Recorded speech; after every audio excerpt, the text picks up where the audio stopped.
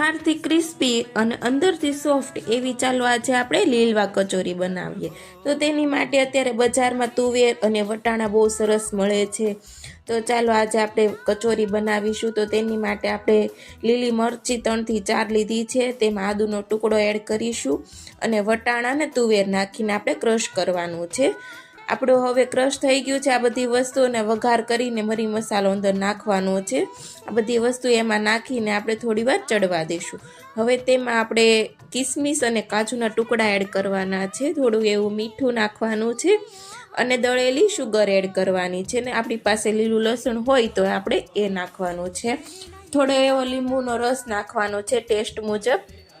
હવે આપણે લોટ બાંધવાનો છે। તો તેની માટે આપણે મેંદો લીધો છે, તેમાં અજમો નાખીને થોડું એવું મોણ નાખીને આપણે લોટ બાંધવાનો છે। રોટલીનો જેવો લોટ બાંધતા હોઈએ તેવો જ આપણે લોટ બાંધીશું અને આવી રીતે પૂરી વણીને આપણે હાથમાં પૂરી લઈ લેવાની છે ને આવી રીતે સ્ટફિંગ મૂકવાનું છે એની ઉપર। અને હું જેમ કરું છું એમ તમે જોઈ શકો છો હું કેવી રીતે કચોરી બનાવું છું। ઉપરનો જે લોટ વધે છે તે આપણે લઈ લેવાનો છે, કાપી નાખવાનો છે અને આપણે ધીમા તાપે તેને હવે ફ્રાય કરીશું। એટલે આપણે બહારથી ક્રિસ્પી થશે, અંદરથી સોફ્ટ થશે। એકદમ ધીમા તાપે તેને ફ્રાય કરવાનું છે। આપણી લીલવા કચોરી તૈયાર છે।